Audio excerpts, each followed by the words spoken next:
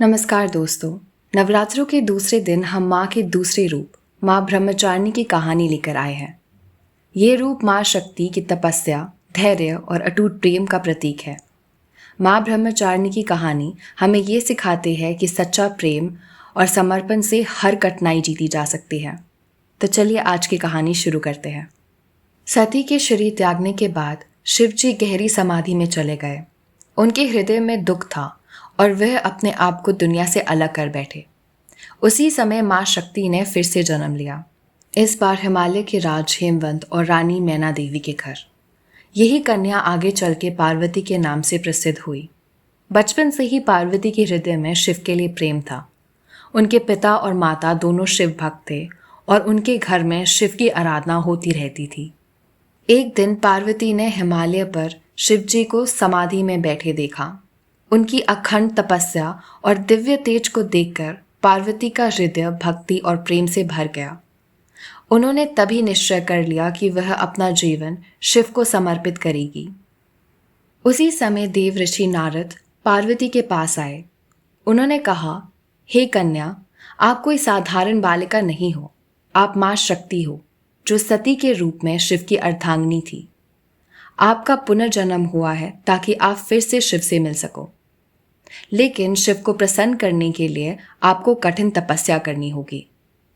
नारद जी ने पार्वती जी को तपस्या का मार्ग दिखाया और पार्वती जी ने बिना झिझक उसे अपना लिया। पार्वती जी ने अपनी तपस्या शुरू करी। वह घने वन में गई, पत्थरों पर बैठी और शिव के ध्यान में लग गई। हजारों साल तक उन्होंने सिर्फ फल खाए। फिर अगले 1000 सालों तक वह केवल बेल पत्रों पर जीवित रही। जब वह भी त्याग दिया तो तब 3000 साल तक उन्होंने बिना जल के निर्जला व्रत रखा। उनका शरीर कमजोर पड़ गया था, लेकिन उनकी आत्मा और भक्ति और तेज में हो गई थी।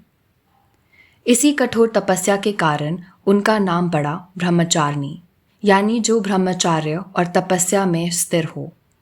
उनके पिता हिमालय और माता मैना अपनी बेटी को ऐसे कष्ट में देखकर चिंता में थे, लेकिन पार्वती अपने निश्चय से कभी पीछे नहीं हटी। उन्होंने अपना जीवन शिव को समर्पित कर दिया था और उनकी तपस्या का एक एक पल उसी समर्पण का प्रमाण था।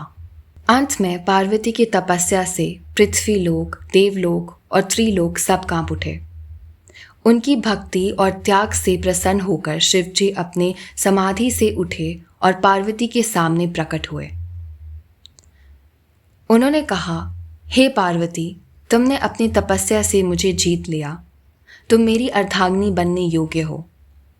इस प्रकार माँ पार्वती ने तपस्या के बल पर शिव को अपने पति के रूप में पा लिया और दोनों का विवाह हो गया। माँ ब्रह्मचारिणी के हाथ में जप माला और कमंडल होता है। वह नंगे पांव है, जो तपस्या और त्याग का प्रतीक है। उनकी उपासना से भक्तों को अटूट शक्ति, धैर्य और मनोबल प्राप्त होता है। माँ का यह रूप सिखाता है कि कठिनाइयों और कष्टों में भी अगर हम अपने लक्ष्य पर दृढ़ रहे तो सफलता आवश्यक मिलती है। दोस्तों, ये थी माँ ब्रह्मचारिणी की कहानी। माँ का ये रूप जो तपस्या, धैर्य और प्रेम का प्रतीक है। नवरात्रों के दूसरे दिन माँ ब्रह्मचारिणी की आराधना से हमें अपने जीवन में संघर्षों को जीतने की शक्ति मिलती है। अगली कहानी में हम माँ के तीसरे रूप के दर्शन करेंगे। तब तक के लिए जय माता दी।